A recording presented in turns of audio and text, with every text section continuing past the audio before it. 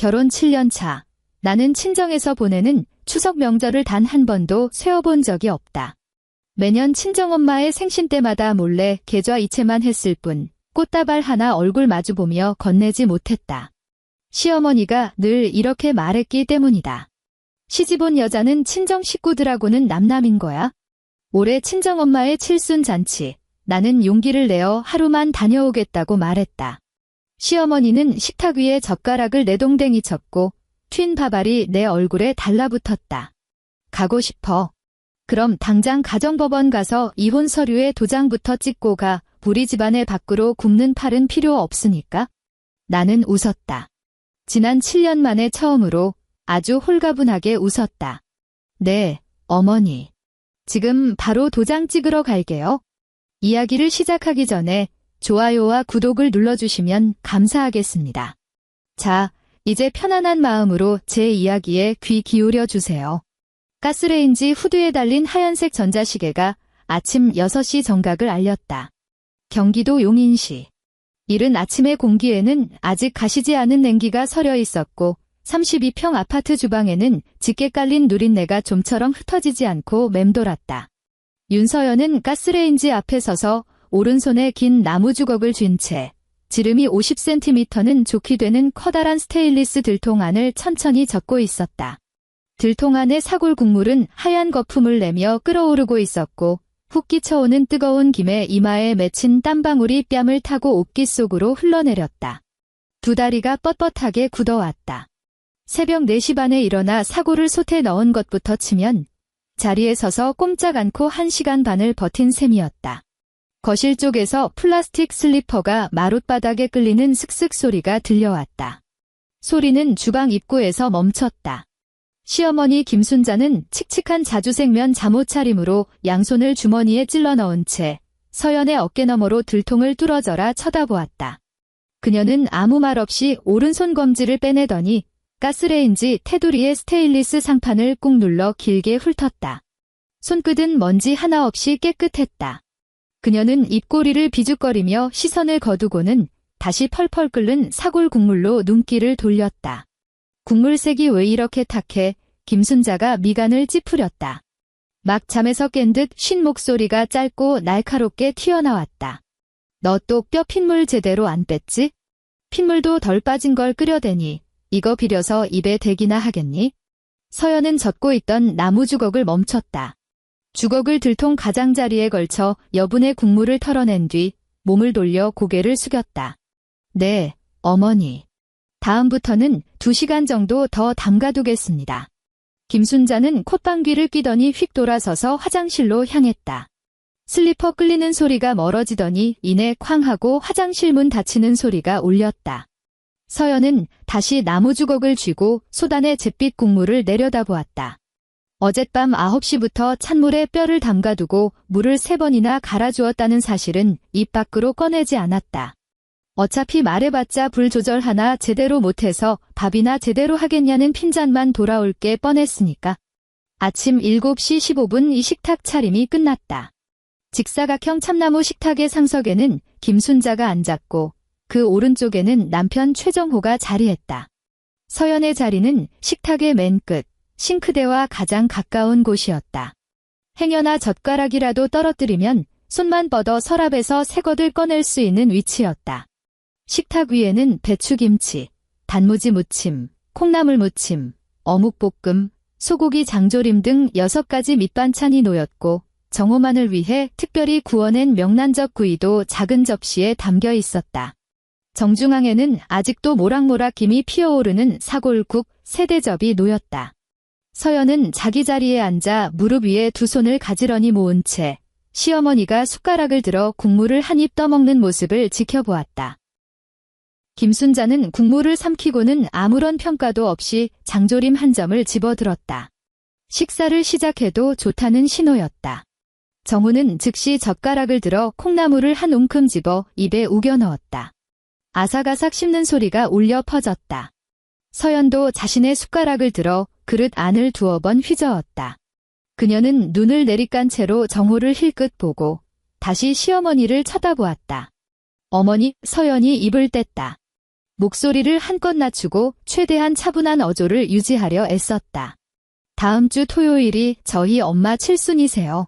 하루만 다녀와서 일 좀 거들고 싶은데 말이 채 끝나기도 전이었다. 탁! 김순자의 쇠젓가락이 식탁 위로 매섭게 내리꽂혔다. 그 충격에 반찬 접시에 국물이 출렁였다. 시어머니의 밥그릇에서 튀어오른 밥알 몇 개가 사골 국물을 머금은 채 허공을 가르더니 숟가락을 쥐고 있던 서연의 손등 위로 곧장 날아들었다. 데일듯 뜨거운 열기가 피부에 닿자 서연의 손가락이 흠칫 떨렸지만 그녀는 손을 거두지 않았다. 너 지금 뭐라고 했어? 김순자의 목소리가 찢어질 듯 높아지며 눈꼬리가 치켜 올라갔다. 친정애미 생일이면 그냥 계좌로 돈이나 붙이면 그만이지. 기어코 얼굴을 들이밀어야겠어? 너 이 집안 법도 잊었니? 넌 최 씨 집안의 시집온 며느리지. 친척 집 놀러 다니는 손님이 아니야. 집안일이 산더미인데 내가 주말에 쏙 빠져나가면 밥은 누가 하고 청소는 누가 해. 손등에 붙은 밥알이 서서히 식어가고 끈적한 국물이 피부에 말라붙었지만 서연은 닦아내지 않았다. 그녀는 맞은편에 앉은 정호를 바라보았다. 정호는 밥그릇에 코를 박을듯 고개를 푹 숙이고 있었다. 그의 손에 들린 젓가락은 기계적으로 밥을 입안으로 밀어넣고 있었고 볼은 터질 듯 부풀어 있었다. 그의 두 눈은 눈앞에 놓인 명란젓 구이 접시를 마치 대단한 학술 논문이라도 되는 양 뚫어져라 응시했다. 고개 한 번 들지 않았고 씹는 속도조차 변함이 없었다. 밥이나 먹어. 김순자가 다시 젓가락을 들며 차갑고 굳은 말투로 돌아왔다. 한 10만 원 보내주면 성의는 다 한 거니까? 서연은 손등에 붙은 밥알을 자신의 빈 밥그릇으로 털어냈다. 티슈를 뽑아 손을 닦은 뒤 그릇을 들고 말없이 맨밥만 한 숟갈 떠먹었다. 반찬에는 손도 대지 않았다. 오전 9시 정호는 출근하고 김순자는 아파트 노인정에 화투를 치러 나갔다. 집안에 드디어 정적이 찾아왔다. 서연은 안방으로 들어가 문을 닫았다. 문고리에서 딸깍하는 작은 소리가 나자 그녀는 문짝에 등을 기댄 채 스르르 바닥으로 주저앉았다. 주머니 속에 스마트폰이 짧게 진동했다. 휴대폰을 꺼내자 화면이 밝아졌다. 동생 윤서현이 보낸 메시지였다. 언니, 엄마가 이번에는 무슨 일이 있어도 언니를 꼭 보고 싶대. 요즘 계속 속이 쓰리다면서 식사도 제대로 못하셔. 어제 병원 가서 위내시경하고 조직 검사까지 받았는데 아직 결과는 안 나왔어. 주말에 한 번만 와주면 안 될까? 그냥 밥 한 끼라도 좋으니까? 서연은 화면에 떠있는 조직 검사라는 네 글자를 뚫어져라 쳐다보았다. 엄지손가락을 키보드 위에 띄운 채 한참이 지났지만 단 한 글자도 입력하지 못했다. 손이 주체할 수 없이 덜덜 떨리기 시작했다. 두려움 때문이 아니라 뼛속 깊은 곳에서부터 스며나오는 지독한 무력감 때문이었다. 그녀는 채팅창을 빠져나와 스마트폰에 깔린 은행 앱을 켰다. 파란색 로딩 화면이 2초 정도 머물렀다. 화면 중앙에 그녀 명의로 된 유일한 입출금 통장의 잔액이 떴다. 47만 3,200원. 서연은 엄지손가락으로 화면을 쓸어내려 거래 내역을 열었다. 아래로 내릴수록 몇천 원, 몇만 원짜리 생활비 지출 내역뿐이었다. 마트, 재래시장, 세탁소. 계속해서 화면을 맨 밑바닥까지 끌어내린 그녀는 연도별 검색 필터를 눌렀다. 7년 전. 화면이 다시 로딩되었다. 그 해의 잔액란에는 아주 긴 숫자가 고스란히 남아있었다. 1억 2천만 원. 결혼하기 전 출판사에서 6년 동안 일본어 번역 일을 하며 밤낮 없이 원고에 매달려 모은 그녀의 전 재산이었다. 손가락이 화면을 미끄러지다 결혼 2년 차에 찍힌 거액의 출금 내역에서 멈췄다. 송금 대상 최정호. 금액 8천만 원 메모란에는 커피숍 가맹비라고 적힌 내역이었다. 그날 밤의 풍경이 망막에 새겨진 듯 생생하게 떠올랐다. 거실 러그 위에 주저앉은 정우는 그녀의 두 손을 꼭 움켜쥐고 눈을 반짝이며 말했다. 서연아, 요즘 중소기업 다니기 진짜 하루하루가 지옥 같아. 내가 그 프랜차이즈 커피숍 가맹권 따냈거든. 상권도 다 받았어. 초기 자본금 8천만 원만 있으면 돼. 날 믿어. 가게만 자리 잡으면 돈 벌어서 내가 몇 배로 갚을게. 그럼 너도 집에서 우리 엄마 눈치 안 보고 편하게 살 수 있어? 그녀는 그 말을 믿었다. 8천만 원을 송금하던 그 순간, 그녀는 자신이 미래의 든든한 버팀목을 샀다고 착각했다. 다시 화면을 위로 쓸어 올리자 결혼 4년 차에 찍힌 또 다른 내역이 나타났다. 송금 대상 집주인 임동건. 금액 4천만 원 메모란에는 전세 보증금 인상분이라고 적힌 내역이었다. 그때 입을 연 사람은 시어머니 김순자였다. 집주인이 전세금을 올려달라고 통보했는데 집안에는 당장 융통할 돈이 없었다. 시어머니는 소파에 앉아 손톱을 깎으며 툭 던지듯 말했다. 서연아, 너한테 아직 여윳돈 좀 남아있지 않니? 어차피 은행에 묵혀둬봐야 이자도 쥐꼬리만큼 붙잖아. 일단 내 돈으로 메꾸고 나중에 정호 가게에서 이익 나면 원금에 이자까지 쳐서 갚아줄 테니까. 식구들 길바닥에 나앉게 할 순 없잖니? 그것이 그녀의 마지막 4천만 원이었다. 커피숍은 오픈 석 달 만에 적자로 돌아섰고 3년을 억지로 버티다 결국 권리금조차 건지지 못한 채 쫄딱 망했다. 정우는 금속 부품을 생산하는 중소기업에 재취업해 과장 직함을 달았다. 매월 30일이 되면 320만 원의 월급이 칼같이 계좌로 들어왔다. 하지만 그 월급 통장의 체크카드는 시어머니 안방의 금고 속에 고이 모셔져 있었다. 정호가 사업하다 말아먹은 건 쥐뿔도 없는 게 돈 관리할 줄을 몰라서 그래?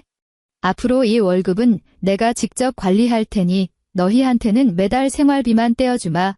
김순자의 선언이었다. 서연은 스마트폰 화면을 껐다. 안방은 다시 어스름해졌다. 바닥에 주저앉은 채 거실 벽시계의 초침 소리만 멍하니 들었다. 똑딱 똑딱. 지난 7년 동안 그녀는 이 집에 딸린 가전제품이나 다름없었다. 전원 플러그만 꽂혀 있으면 군말 없이 돌아가야 하는 기계.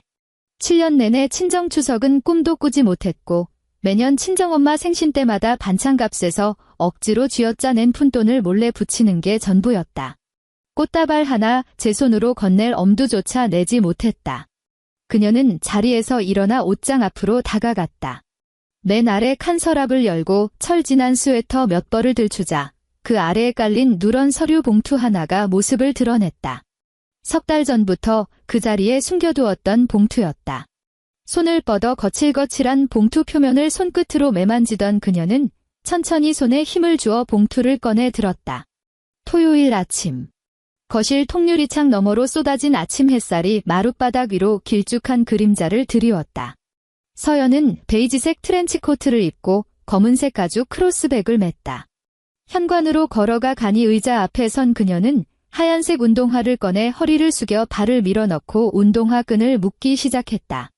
거실 쪽에서 쿵쾅거리는 육중한 발소리가 들려왔다.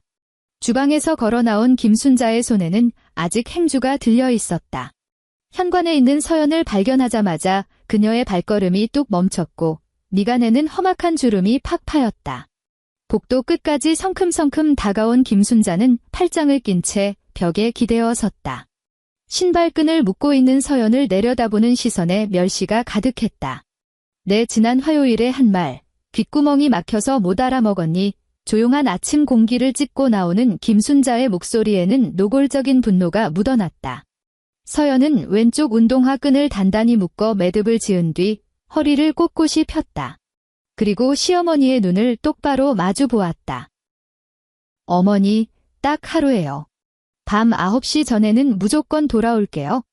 점심에 드실 반찬은 냉장고에 다 해놨으니까 전자레인지에 데워 드시기만 하면 돼요. 서연의 목소리는 높낮이 하나 없이 차분했다. 이게 어디서 꼬박꼬박 말대꾸야. 김순자가 몸을 확 일으키며 손에 쥐고 있던 행주를 옆에 있는 신발장 위로 냅다 패대기 쳤다.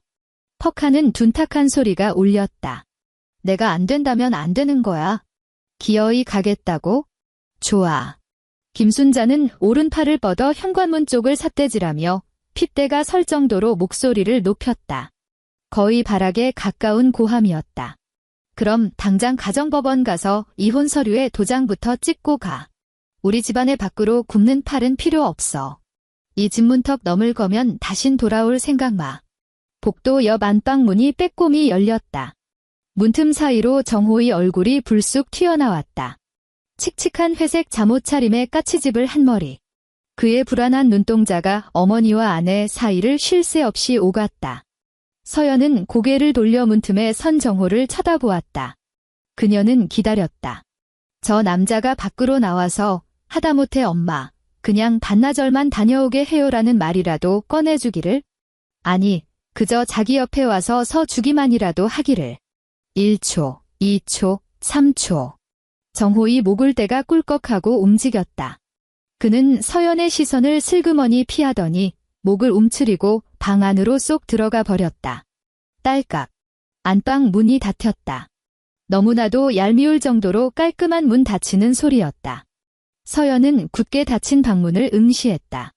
공기 중에 팽팽하게 당겨져 있던 어떤 끈이 한계점까지 늘어나다 소리 없이 툭 끊어지는 기분이었다.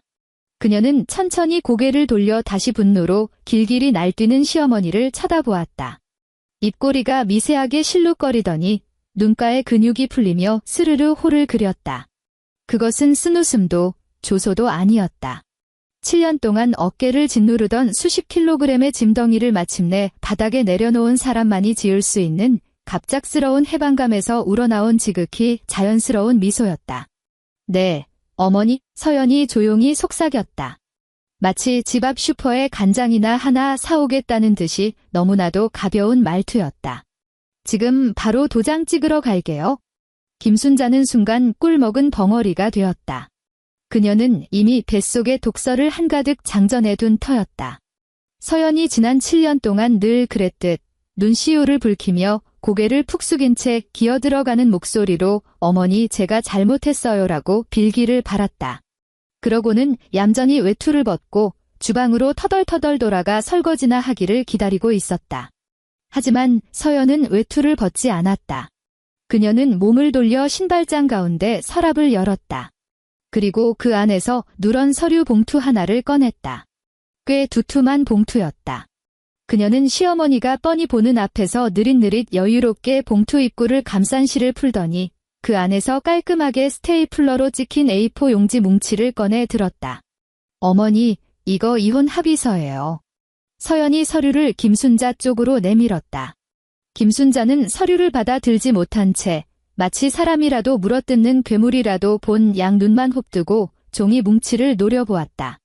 서연은 손을 한 뼘 더 앞으로 뻗어 엉겁결에 반쯤 들려있던 김순자의 손아귀에 서류를 억지로 쥐어주었다. 안에 적힌 재산 분할 조건은 정호 씨더러 꼼꼼히 읽어보라고 전해주세요.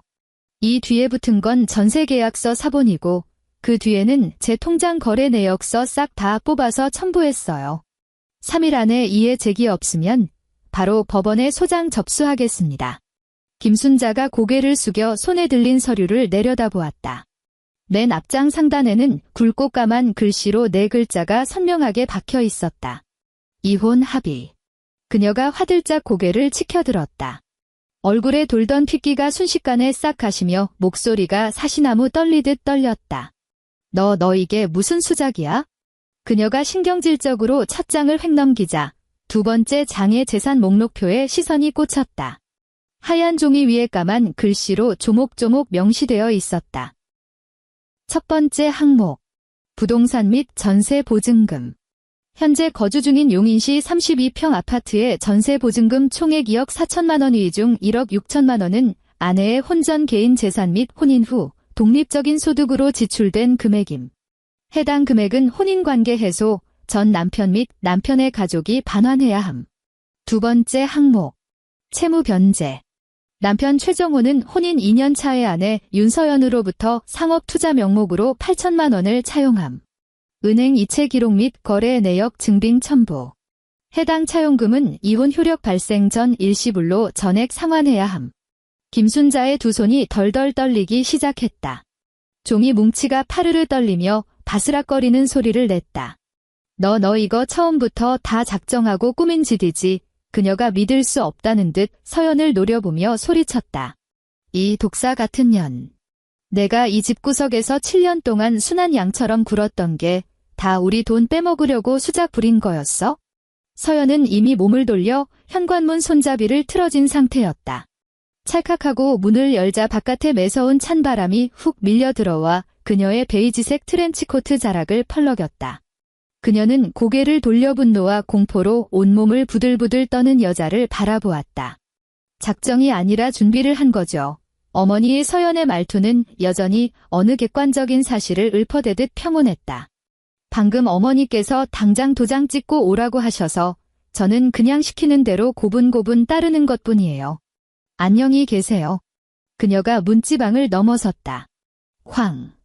무거운 철제 현관문이 김순자의 코앞에서 매몰차게 닫혔다. 이어서 문밖에서 디지털 도어록이 자동으로 잠기는 기계음이 들려왔다. 비리릭. 서연이 집을 나선 지 3일째 되는 날. 서울 강남구에 위치한 대형 종합병원. 소화기내과 병동복도에는 코를 찌르는 소독약과 알코올 냄새가 짙게 배어 있었다. 서연은 407호 병실 창가에 놓인 보호자용관이 의자에 앉아 있었다. 병상에는 산소 콧줄을 꽂고 손등에 링거를 맞고 있는 친정엄마가 누워 있었다. 어제 나온 조직 검사 결과는 초기 위암이었다. 의사는 불행 중 다행으로 일찍 발견한 편이라며 다음 주 화요일에 절제 수술 일정을 잡아두었다. 서연은 고개를 숙인 채 자그마한 과도를 쥐고 빨간 사과를 깎는 중이었다. 칼날이 과육에 밀착되어 붉은 껍질이 긴 띠를 이루며 허공에 대롱대롱 매달렸다. 그녀의 손길은 단 1mm의 흐트러짐도 없이 견고했다. 침대 곁 탁자 위에 올려둔 스마트폰이 갑자기 징징대며 진동하기 시작했다. 화면에는 최정호라는 이름이 깜빡거렸다. 서연은 사과 깎는 손을 멈추지 않았다. 칼날이 계속 돌아가더니 마침내 마지막 껍질 한 조각이 쓰레기통으로 툭 떨어졌다. 그녀는 과도를 내려놓고 뽀얗게 깎인 사과를 먹기 좋은 크기로 조각 내어 밀폐 용기에 담았다. 그러고는 물티슈를 한 장 뽑아 손을 깨끗이 닦은 뒤에야 스마트폰을 집어들고 통화 버튼을 눌렀다. 여보세요. 서연아, 너 이제 그만 좀 해라. 수화기 너머로 정호의 짜증 섞인 목소리가 들려왔다. 주변에 웅성거리는 소리로 보아 회사 비상계단쯤에 나와 있는 듯했다. 엄마가 그날 홧김에 말실수 좀 하신 거 가지고 진짜 집을 나가면 어떡해? 벌써 3일째잖아.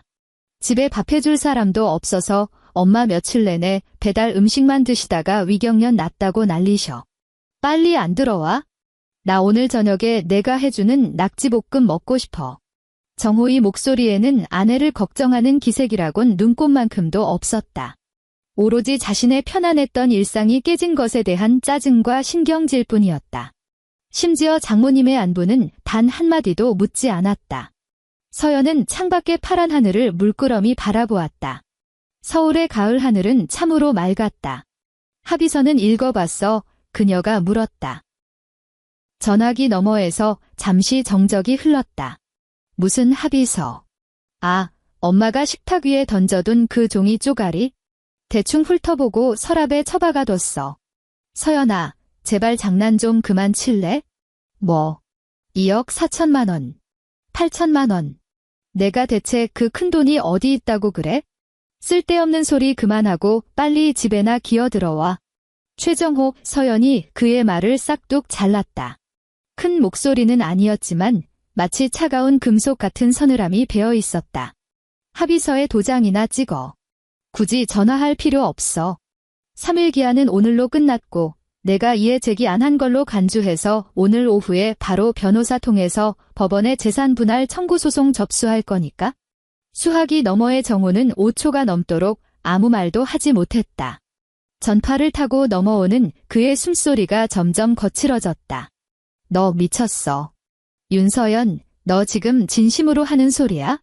서연은 휴대폰을 귀에서 떼고 붉은색 종료 버튼을 꾹 눌렀다. 휴대폰을 무음으로 바꾼 뒤 가방 안에 휙 던져 넣고는 잘라둔 사과가 담긴 통을 들어 이쑤시개를 하나 꽂아 엄마의 입가로 가져갔다. 엄마, 과일 좀 드세요. 그녀가 더없이 부드러운 눈빛으로 미소 지으며 말했다. 일주일째 되는 날. 서연은 병원 복도 의자에 앉아 수술을 앞둔 엄마의 영양식단표를 넘겨보고 있었다. 스마트폰 화면이 다시 번쩍였다. 이번에는 시어머니 김순자였다. 서연은 화면에서 요란하게 깜빡이는 번호를 가만히 내려다보았다. 진동이 5번이나 울리고 나서야 그녀는 아주 느긋하게 전화를 받았다. 여보세요. 아이고, 우리 서연이니. 김순자의 목소리가 180도 달라져 있었다. 평소에 그 기고만장하고 떽떽거리던 말투는 온데간데 없었고 말끝을 길게 느리며 억지로 쥐어짜낸 듯한 소름이 쫙 돋을 정도로 다정한 척하는 목소리였다. 어미가 그날은 말이 너무 심했다. 너도 알잖니? 내가 늙어서 가끔 홧김에 성질을 못 죽여서 그래? 마음에 담아두지 마라. 그나저나 사돈어른 몸은 좀 어떠시니? 큰 병은 아니래? 서연은 아무런 대꾸도 없이 가만히 듣고만 있었다. 벌써 집 나간 지 일주일이나 됐잖니? 이제 그만 화 풀고 들어와. 어미가 오늘 아침 일찍 재래시장 가서 펄펄 살아있는 토종달 한 마리 잡아왔어. 우리 며느리 먹이려고 푹 고아서 삼계탕 끓여놨다. 지금 가스레인지 위에서 따끈따끈하게 데워지고 있으니까 얼른 와서 따뜻한 국물 좀 마셔. 김순자는 평생 단 한 번도 서연을 위해 고깃국을 끓여본 적이 없는 여자였다. 서연은 식단표를 덮어 무릎 위에 올려놓았다. 어머니, 서연이 입을 뗐다. 여전히 사무적이고 평온한 말투였다. 다음 달 15일이 전세 계약 만기잖아요. 집주인이 어제 문자를 보냈어요. 아들이 결혼해서 그 집을 신혼집으로 써야 하니 재계약은 안 되겠다고요. 전화기 너머의 숨소리가 확연히 멎었다. 어머니도 정호 씨도 설마 잊으신 건 아니겠죠? 서연이 말을 이었다. 7년 전에 계약서 쓸 때 제가 낸 보증금 비중이 훨씬 크다 보니 집주인이 제 신용이 더 좋다고 했잖아요. 그래서 계약서상 보증금 반환 계좌, 제 이름으로 된 통장으로 적어뒀거든요. 정적. 죽음 같은 정적이 흘렀다. 수화기에서는 숨소리조차 들리지 않았다. 만약 다음 달에 집주인이 2억 4천만 원을 제 계좌로 입금하면 서연은 잠시 말을 멈추고는 글자 하나하나를 또박또박 씹어뱉듯 말했다. 저는 제 목인 1억 6천만 원을 챙길 거예요. 남은 8천만 원은 예전에 정호 씨가 사업한다고 저한테 빌려갔던 돈을 갚은 걸로 칠 거고요. 다시 말해서 돌아오는 전세금 중 최 씨 집안으로 들어갈 돈은 단 한 푼도 없다는 뜻이에요. 10초. 전화기 너머로 무려 10초 동안이나 정막이 흘렀다. 그러다 이내 꼬리를 밟힌 고양이처럼 찢어질 듯 날카로운 비명이 수화기를 뚫고 터져나왔다. 윤서연 이상년아. 서연은 휴대폰을 귀에서 멀찍이 떼어냈다. 저쪽에 미친 듯한 고함이 시끄러운 잡음처럼 들릴 즈음 그녀는 가볍게 붉은색 종료 버튼을 누르고 그 번호를 곧바로 차단 목록에 넣어버렸다. 같은 시각 용인시의 아파트. 정우는 소파에 넋을 잃고 앉아 어머니가 미친 사람처럼 거실 탁자에 휴대폰을 내리치는 모습을 지켜보았다. 액정은 순식간에 거미줄처럼 박살이 났다. 김순자는 러그 위에 털썩 주저앉아 두 손으로 가슴을 퍽퍽 치며 가쁜 숨을 몰아쉬었다. 정호의 등허리는 이미 식은땀으로 흠뻑 젖어 있었다. 불과 5분 전 그는 스마트폰으로 은행 앱에 접속해 전세계약 전자 확정 일자를 조회해 보았다. 서연의 말은 100번 1000번 사실이었다. 그뿐만이 아니었다. 그는 자기 명의로 된 급여 통장 잔고도 확인했다. 매달 월급이 들어오기 무섭게 어머니가 재테크니 생활비니 하는 명목으로 대부분의 돈을 쏙 빼갔기 때문에 그의 통장 잔액란에 찍힌 숫자는 처참할 정도로 초라했다. 110만 2,500원. 110만 원이 이것이 그가 뼈 빠지게 일해온 지난 세월의 대가이자 당장 손에 쥘 수 있는 현금의 전부였다. 만약 서연이 정말로 보증금을 몽땅 가져가 버리고 다음 달 15일에 집주인이 집을 빼라고 한다면 그와 어머니는 당장 길바닥에 나앉아야 하는 지극히 현실적인 문제에 직면하게 된다. 그들은 머물 집도 없고 새 집을 구할 돈도 없었다. 아무리 허름한 월세방을 구하려 해도 당장 수천만 원의 보증금이 필요한 마당이었다. 정호는 용수철처럼 자리를 박차고 일어나 차 키를 움켜쥐고 밖으로 뛰쳐나갔다. 정호야, 너 어디 가니? 김순자가 등 뒤에서 소리쳤다. 그 여자 찾으러요. 이럴 순 없어요. 이건 우리 모자더러 확 죽어버리라는 소리잖아요. 오후 2시 서울 마포구의 한 오래된 다세대 주택 앞. 서연의 친정엄마가 사는 곳이었다. 정호는 길가에 차를 대충 세워두고 차 문도 제대로 안 잠근 채 3층으로 헐떡이며 뛰어 올라갔다. 넥타이는 삐뚤어졌고 셔츠 기든 땀에 절어 목덜미에 척 달라붙어 있었다. 그는 302호 문 앞에 서서 신경질적으로 초인종을 눌러댔다. 딩동, 딩동. 아무런 척이 없자 그는 주먹으로 문을 쾅쾅 두드리기 시작했다. 서연아. 윤서연. 문 좀 열어봐. 우리 얘기 좀 해. 문 안쪽에서 발소리가 들려왔다. 도어록이 2번 돌아가더니 찰칵하는 소리와 함께 묵직한 방화문이 열렸다. 문 안쪽에 서 있는 사람은 서연이 아니었다. 단정한 짙은 회색 정장 차림에 머리를 깔끔하게 틀어 올린 젊은 여자. 윤서연. 서연의 여동생이었다. 서연은 콧등에 얹힌 무태 안경을 한번 치켜 올리고는 문밖에서 길길이 날뛰는 정호를 싸늘한 눈빛으로 내려다보았다.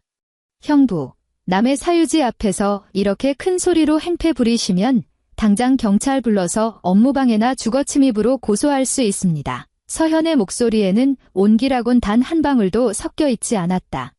서현아, 내 언니 어딨어? 당장 나오라고 해. 할 얘기가 있으니까. 정호가 억지로 문을 밀고 들어가려 손을 뻗었다. 서현은 옆으로 한 걸음 비켜서며 문 앞을 가로막았다. 그녀는 등 뒤에 현관장 위에서 하얀색 서류 봉투 하나를 집어들었다.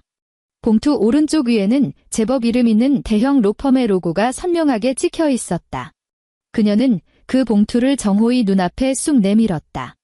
언니는 안 계십니다. 저한테 모든 걸 법적으로 전권 위임하셨거든요. 정호는 얼떨결에 그 봉투를 받아 들었다. 형부, 이건 제가 언니의 법정 대리인 자격으로 형부께 보내는 내용 증명 우편입니다. 원래는 내일 형부 회사로 보낼 참이었는데 이렇게 제 발로 찾아오셨으니 직접 수령하시죠. 서현은 정호의 2 눈을 똑바로 응시하며 빠르고 정확한 발음으로 또박또박 쏘아붙였다. 그 안에는 2분의 혼인 기간 동안 언니가 형부와 사돈어른 명의의 계좌로 이체한 모든 고액 자금 이동 내역이 들어 있습니다. 커피숍 투자금부터 전세 보증금, 융통금까지 싹 다요. 모든 내역마다 은행 직인이 찍힌 거래 증명서가 붙어 있습니다. 봉투를 든 정호의 손이 허공에서 딱 멈췄다. 만약 30일 이내에 이혼 및 재산 분할 합의서에 서명하지 않으신다면 서현이 눈을 가늘게 떴다. 저희는 곧바로 가정법원에 정식 소송을 청구할 겁니다.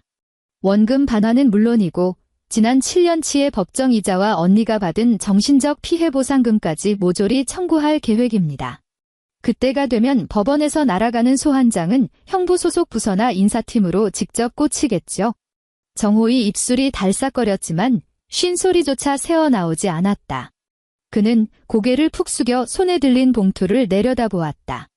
새하얀 봉투 표면에는 북디붉은 로펌의 직인이 쾅 찍혀 있었다. 그 빨간 인주 자국에 시선이 멈춘 채 그의 얼굴에서는 서서히 핏기가 가시더니 이내 그 종이장처럼 새하얗게 질려버렸다. 그의 손가락이 봉투 모서리를 어찌나 꽉 쥐고 있던지 뼈마디가 하얗게 질리다 못해 푸르스름하게 변해 있었다. 30일 후 용인시 32평 아파트 거실에는 크고 작은 이삿짐 상자들이 산처럼 쌓여 있었다. 집주인 임동건은 현관 앞에 서서 인수인계 목록표를 든 채 이삿짐 센터 직원들에게 손짓하며 지시를 내리는 김순자를 무표정하게 바라보았다. 벽지 여기저기 긁힌 자국이랑 안방 바닥에 물 먹어서 썩어버린 마룻바닥 교체 비용은 전부 보증금에서 까고 계산할 겁니다. 임동건이 볼펜으로 목록표 위에 동그라미를 벅벅 치며 퉁명스럽게 말했다. 이 집 다음 달에 우리 아들내미가 신혼집으로 들어올 거니까 오늘 안으로 짐 싹 다 빼주셔야 합니다.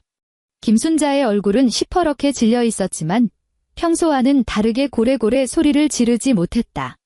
그녀는 집주인의 손에 들린 서류를 멍하니 쳐다보며 갈라진 목소리로 물었다. 임 사장님, 그 보증금 정말로 윤서연이 통장으로 몽땅 싸버리신 거예요? 임동건이 눈을 치켜뜨며 그녀를 쳐다보았다. 그럼 어쩝니까? 계약서상의 떡하니 반환 계좌가 그쪽 이름으로 적혀 있는데 딴 데로 보내요? 내가 계약서대로 안 했다가 나중에 소송이라도 당하면 아주머니가 책임지실 거요. 그는 목록표를 정호에게 불쑥 내밀었다. 다 확인했으면 여기에 서명이나 하셔. 나도 바쁜 사람이니까. 정호는 넋이 나간 표정으로 펜을 받아들고 종이 위에 자기 이름을 휘갈겼다. 손이 어찌나 덜덜 떨리던지 마지막 획은 종이 바깥으로 삐져나가 버렸다. 오후 3시, 낡아 빠진 용달차 한 대가 서울 노원구의 좁고 가파른 비탈길에 멈춰섰다. 반지하 바로 위층에 자리한 허름한 다세대 연립주택, 15평짜리 셋방. 월세는 65만 원이었다.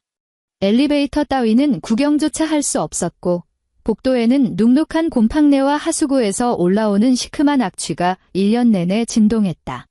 이삿짐 센터 직원은 비좁은 거실에 마지막 상자 2개를 쿵 던져놓고는 잔금을 받아주기 무섭게 꽁무니를 뺐다.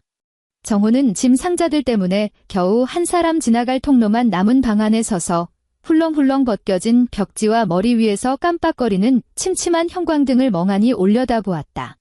창문은 어찌나 옹색한지 바깥을 지나다니는 사람들의 발목만 겨우 보일락 말락했다. 김순자가 주방으로 비집고 들어갔다. 그곳의 주방은 한 사람이 겨우 몸을 돌릴 정도로 좁아 터졌고 싱크대 바로 옆에 가스레인지가 다닥다닥 붙어 있었다. 그녀가 수도꼭지를 틀자 누런 눈물이 한참을 쏟아지다 겨우 맑아졌다. 싱크대 안에는 점심때 먹다 남긴 라면 냄비 2개가 덩그러니 뒹굴고 있었다. 그녀는 숨을 깊게 들이마시고는 거무튀튀하게 변색된 스펀지를 집어들어 주방 세제를 듬뿍 짜낸 뒤 빡빡 문지르기 시작했다. 예전에는 설거지라 하면 서연이 그릇을 뽀득뽀득하게 닦아 물기를 쫙 뺀 다음 식기 건조기에 열 맞춰 정리해두곤 했다. 김순자는 그저 검사하듯 둘러보다가 물자국 몇 개를 트집 잡아 제대로 안 씻었다며 호통만 치면 그만이었다. 그런데 지금 그녀가 너무 억척스럽게 문지른 탓의 스펀지에서 거품이 부글부글 끓어오르며 싱크대 밖으로 넘쳐 흐르더니 낡은 찬장 벽을 타고 바닥까지 질질 흘러내렸다.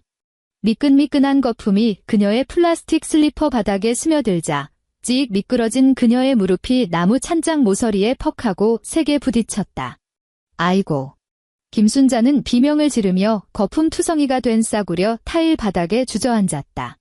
수도꼭지에서는 여전히 물이 콸콸 쏟아져 내리며 그녀의 얼굴 위로 사방팔방 물을 튀겼다. 그녀는 물에 퉁퉁 불어 쪼글쪼글해진 자신의 손가락을 내려다보다가 비좁고 지저분한 주방을 멍하니 쳐다보았다. 이내 두 손으로 얼굴을 감싸쥐고 짐승처럼 억눌린 오열을 터뜨렸다.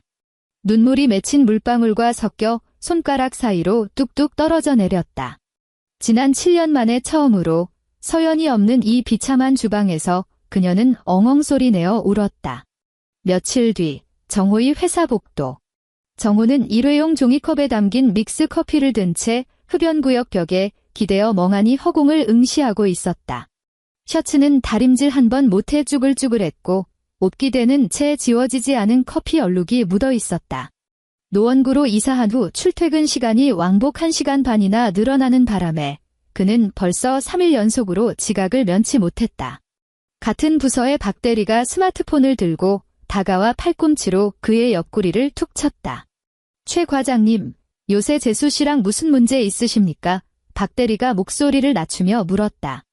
정호는 가슴이 철렁 내려앉았지만 애써 태어난 척 꾸며냈다. 아, 아닙니다. 왜 그러시죠? 이것 좀 보시죠. 박 대리가 스마트폰 화면을 들이밀었다. 제 와이프가 재수 씨 여동생분 소셜미디어를 팔로우하고 있거든요. 오늘 아침에 피드에 올라왔더라고요. 재수 씨 지금 제주도 가 계신 거 아닙니까? 정호가 고개를 쑥 내밀어 화면에 시선을 박았다. 9장짜리 사진 모음 게시물이었다. 사진의 배경은 눈이 시리도록 푸른 제주도의 바다와 쏟아지는 눈부신 햇살이었다. 첫 번째 사진에는 서연과 그녀의 친정엄마가 바닷가 벤치에 나란히 앉아 있었다. 책 넓은 모자를 쓴 장모님은 수술 전보다 훨씬 혈색이 좋아 보였다. 서연은 새하얀 리넨 셔츠를 입고 있었고 바닷바람에 머리칼이 살짝 헝클어진 채 엄마를 바라보며 반달눈을 하고 활짝 웃고 있었다. 사진 아래에는 이런 글이 적혀 있었다. 엄마 수술 후 회복이 아주 빠르네요. 걱정해 주신 분들 모두 감사합니다. 엄마 모시고 바닷바람 쐬러 왔어요. 이제 모든 것이 다시 시작입니다. 정호의 손가락이 덜덜 떨리며 자기 멋대로 화면을 쓸어 넘겼다. 다음 사진은 서연의 단독 사진이었다. 바다가 내려다 보이는 카페 테라스에 앉아 한 손에는 얼음이 찰랑이는 아이스 아메리카노를 든 채 맑고 투명한 눈빛으로 카메라를 응시하고 있었다. 평소 집에서 보였던 눈치 보고 매사에 억눌려 있던 그 지친 기색은 온데간데 없었다. 따스한 햇살을 받은 그녀의 피부는 눈부시게 하얗고 투명하게 빛났고 그 안에서부터 뿜어져 나오는 여유와 해방감이 온몸을 감싸고 있었다.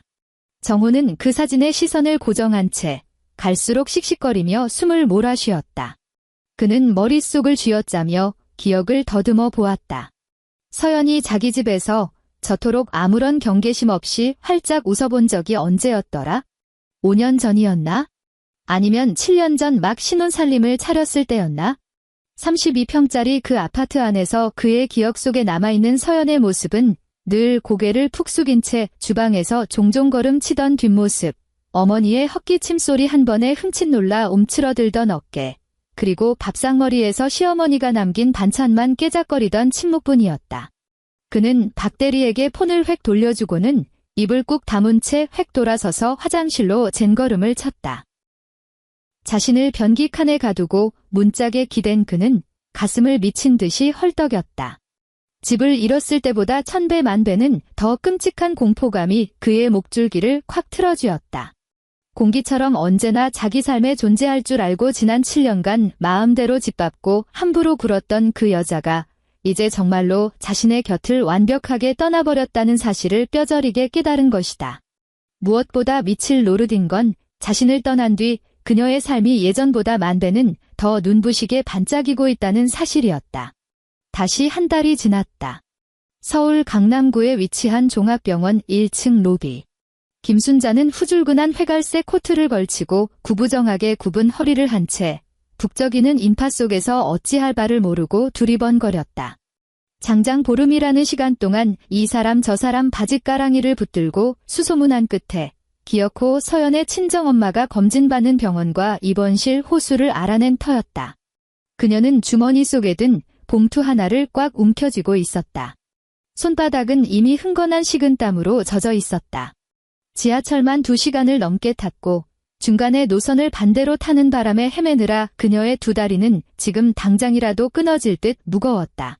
더듬더듬 엘리베이터 앞으로 다가간 그녀는 숫자 4가 적힌 버튼을 꾹 눌렀다. 407호 병실 문은 반쯤 열려 있었다. 김순자는 문 밖에 서서 틈새 사이로 안을 살짝 훔쳐보았다.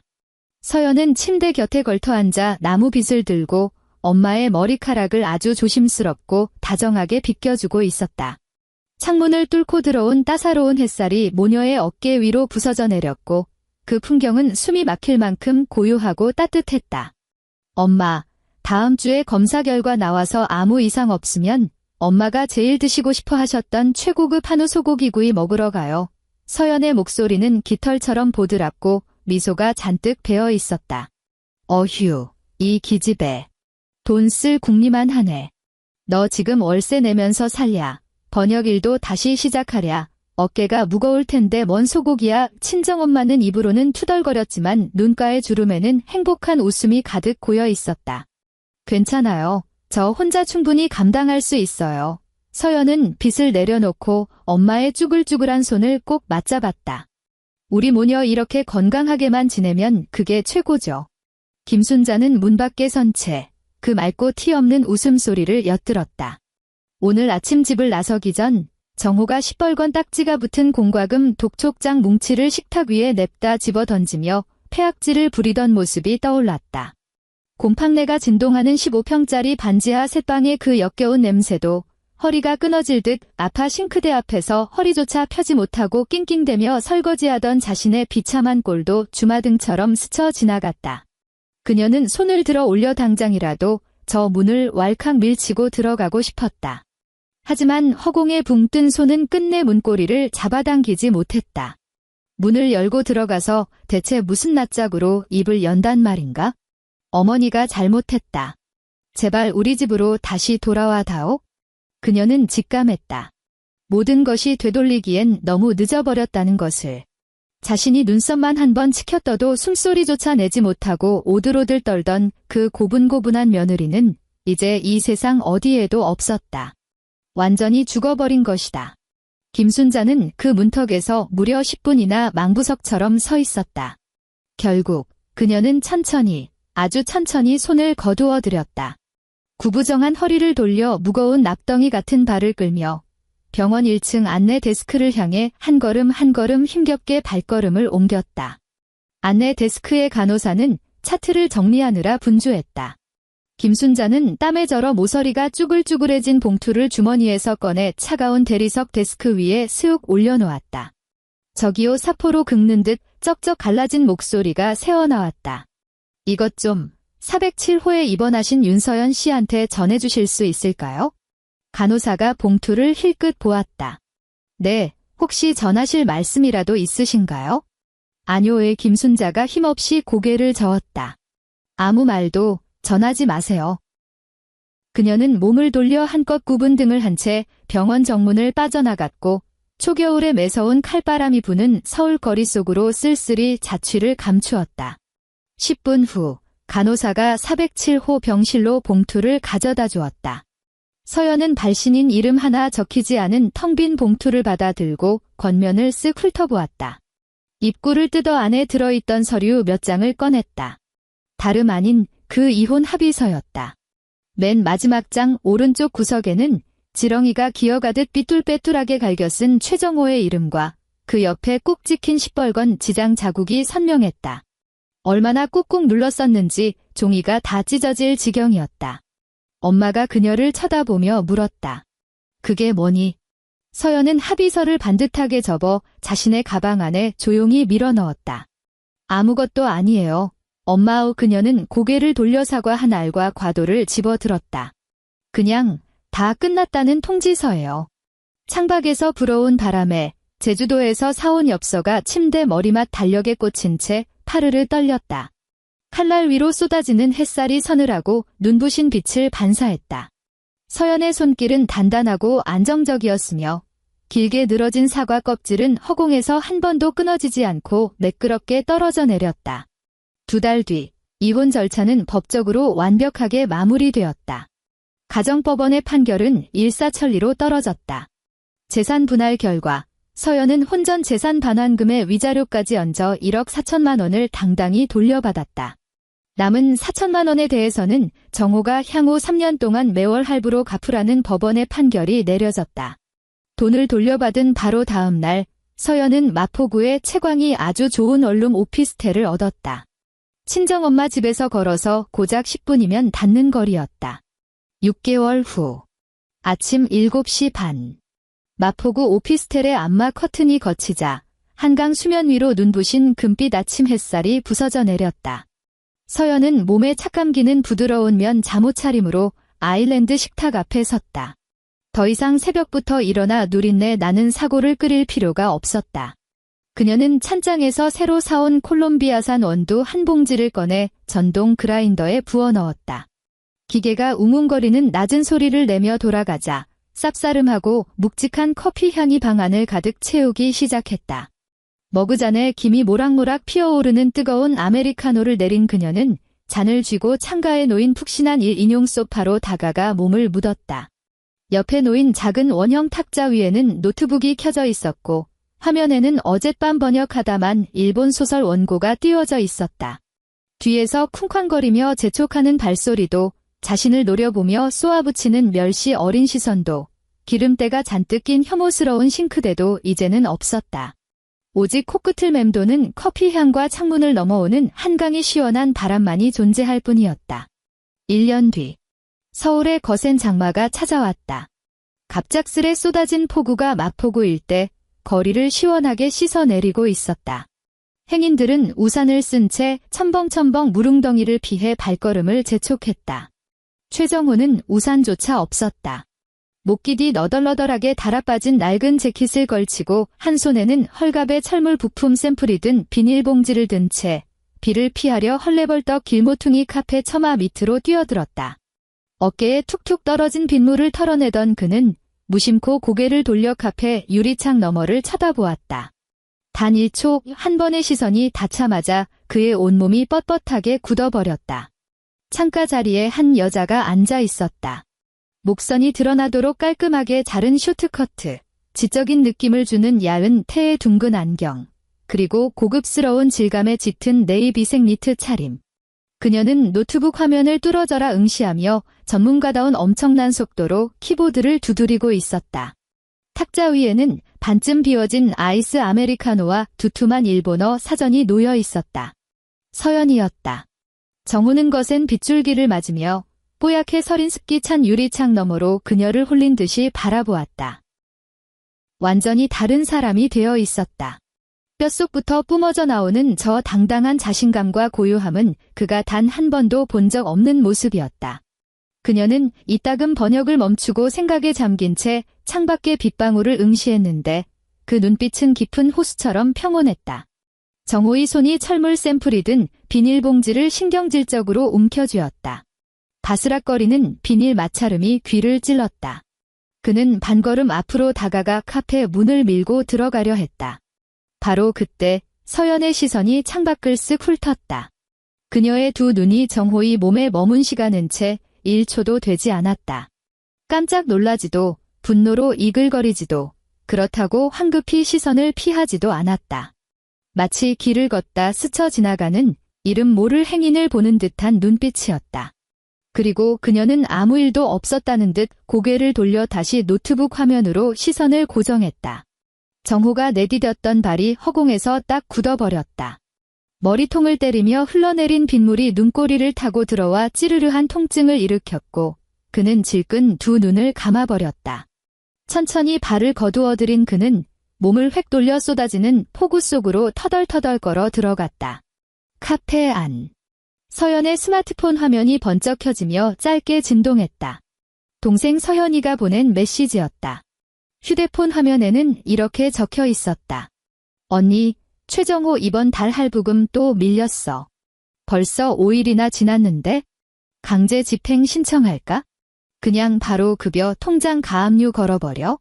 서연은 스마트폰을 들어 올려 화면의 글자들을 가만히 내려다보았다. 창밖의 빗줄기는 한층 더 굵어졌고 콩알만 한 빗방울들이 통유리 창을 요란하게 두드리며 먹먹한 소리를 내고 있었다. 그녀는 테이블 위에 아이스 아메리카노를 들어 올려 한 모금 머금었다. 얼음장처럼 차가운 액체가 목구멍을 타고 시원하게 미끄러져 내려가며 머릿속을 맑게 비워주었다. 그녀는 엄지손가락으로 화면에 글자를 톡톡 쳐 넣었다. 집행해. 전송 버튼을 눌렀다. 그녀는 스마트폰을 뒤집어 탁자 위에 무심하게 내려놓고는 콧등에 안경을 한 번 밀어 올린 뒤 두 손을 다시 키보드 위로 올렸다. 그리고 다음 문단의 번역을 이어갔다.